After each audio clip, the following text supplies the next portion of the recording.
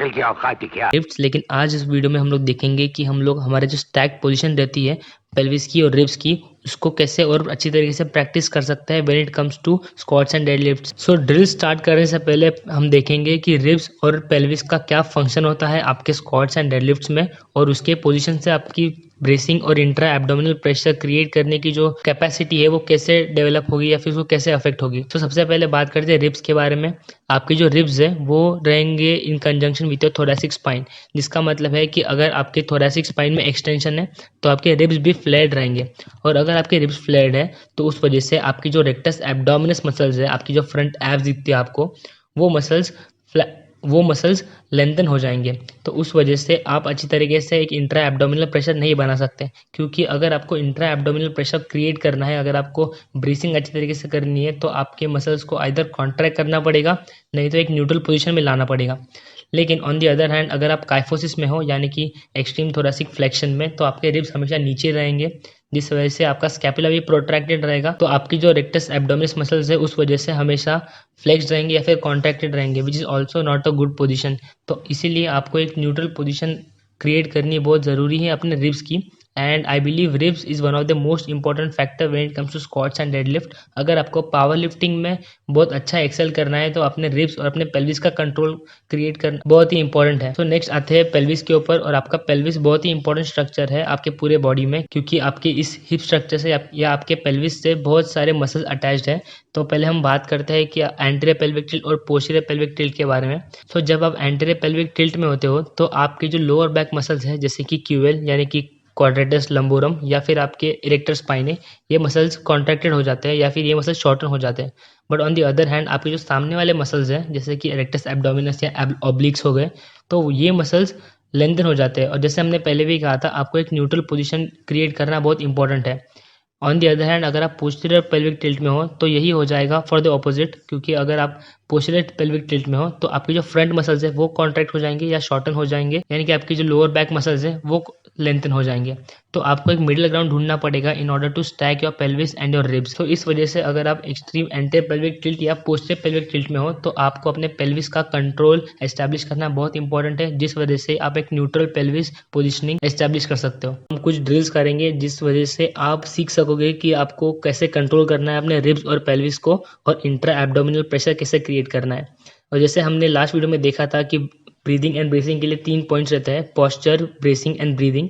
तो इस वजह से हमारा जो पॉस्चर है, यानी कि stacking of pelvis and ribs, वो प्रैक्टिस होगा। सेकेंडली जो हमारा इंट्रा एब्डोमिनल प्रेशर क्रिएट करना रहता है, मतलब आपको अपने जो एब्डोमिनल मसल्स है उसको अच्छी तरीके से फ्लेक्स करके अगेंस्ट इट आपको पुश करना रहता है in order to create some tightness, वो आप सीख सको। And the third part is breathing. तो आप सीख सकोगे इस ड्रिल्स में से कि आपको कैसे डायफ्रामेटिक ब्रीदिंग करना है और आपको थोरैसिक ब्रीदिंग नहीं करना। तो सबसे पहला जो हम ड्रिल देखने वाले हैं वो है 1990 हिप लिफ्ट या फिर 1990 हेमी ब्रिज। तो इसमें आपको एक चेयर लगने वाला है अपने साथ या फिर एक बेंच, और आपको एक स्टडी ऑब्जेक्ट लगेगा, जैसे कि कोई बॉटल हो गया या फिर आपका फोम रोलर। सो आपको सबसे पहले अपने पैर रखने हैं बेंच के ऊपर, और आपको ये ध्यान रखना है कि आपकी फीट, आपकी नीज और आपके पेल्विस से एक 90 डिग्री क्रिएट होने वाला है। इस वजह से हम इस एक्सरसाइज को कहते हैं कि 90-90 हिप लिफ्ट। तो उसके बाद आपको एक फोम रोलर रखना है अपने नीज के बीच में, और अपने नीज से आपको प्रेस करना है फोम रोलर को, लेकिन आपको अपनी पूरी स्ट्रेंथ यूज नहीं करनी। आपको उस फोम रोलर को पूरी तरह से स्क्वीज नहीं करना, आपको अपने से 25 to 50% ऑफ स्ट्रेंथ यूज करना है in order to squeeze the foam roller. On the other hand आपको 2 और चीज़ें करनी है। फर्स्टली आपको ये करना है कि आपको अपने रिब्स डाउन करना है अगर आप ज़्यादा थोरैसिक एक्सटेंशन में हो तो जैसे हमने कहा था आपको अपनी बैक फ्लैट रखनी है ग्राउंड के ऊपर, लेकिन अगर आप थोरैसिक एक्सटेंशन में हो तो आपकी रिब्स फ्लैट रहेंगे। सो उस वजह से आपको अपने रिब्स न्यूट्रलाइज करने पड़ेंगे या फिर उसे एक न्यूट्रल पोजीशन में लेके आना पड़ेगा। तो उसके लिए आप एक क्यू यूज़ कर सकते हो कि इमेजिन आपके मुंह के सामने एक विंडो है या फिर एक ग्लास प्लेट है और आपको उसे फॉग करना है। तो आप पूरी एयर तो ब्लो नहीं कर पाओगे, लेकिन आपको हल्के से एयर ब्लो करना है, जिस वजह से आपके रिब्स न्यूट्रल पोजीशन में आ जाएंगे।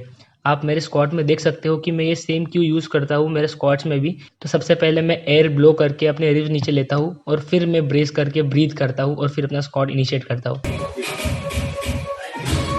तो ये क्यू यूज़ करके आपको रिब्स अपने नीचे लेने हैं, and at the same time आपको अपना पेल्विस न्यूट्रलाइज करना है। कि जब आप लेटते हो बैक के ऊपर अपने ऑन द ग्राउंड, का जो लंबार स्पाइन है वो टच नहीं होता on the ground. That is because अगर आप अपना स्पाइन देखोगे ह्यूमंस का, तो naturally there is lumbar lordosis और some extension in your lumbar spine. तो उस वजह से आपका लंबार एक नेचुरल एक्सटेंशन में रहता है।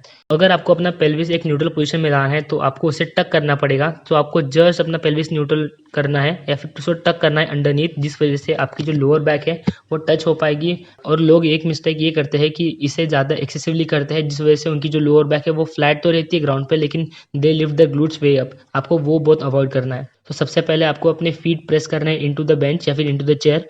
उस वजह से आपके जो हैमस्ट्रिंग्स है वो एक्टिवेट हो जाएंगे। और जब आप स्क्वीज करते हो उस फोम रोलर को अपने नीज के बीच में with 25 to 50% of your strength, तो उस वजह से आपकी जो एडक्टर्स है वो भी एक्टिवेट हो जाते हैं। So that's a good thing. On the other hand, जब आप रिब्स डाउन करते हो और अपने पेल्विस को टक करते हो, तो आपकी जो रिब्स है और आपकी जो पेल्विस है वो एक न्यूट्रल पोजीशन में आ जाते हैं। उस वजह से आपका एक स्टैक पोजीशन क्रिएट होती है। आपको बस अभी थोड़ा सा ब्रेस करना है, मतलब इंट्रा एब्डोमिनल प्रेशर क्रिएट करना है और ब्रीथ करना है अपने एब्डोमेन में, ना कि अपने चेस्ट में। और जो एडवांस एथलीट्स है वो और एक क्यू यूज कर सकता है अपने 90 हिप लिफ्ट में, वो ये है कि वो एक रीच ऐड कर सकते हैं। रीच का मतलब है कि आप अपने थोड़े शोल्डर्स प्रोट्रैक्ट करते हैं और जो अपने रिब्स डाउन पोजीशन है उसको ज़्यादा एम्यूलेट करने का ट्राई करते हैं, उस पर ज़्यादा एम्फोसिस देते हैं। उस वजह से क्या होता है कि आपके शोल्डर्स प्रोट्रैक्ट होते हैं और आप एक रीच पोजीशन में जाते हो। उस वजह से आपके जो एंसेराइटिस एंटीरियर मसल्स है वो भी ज़्यादा यूज हो जाते हैं, जो आपको squats and bench press and deadlift में भी यूज होने वाले हैं। So moving on to the second exercise, अभी बात करते हैं डेड बग्स के बारे में।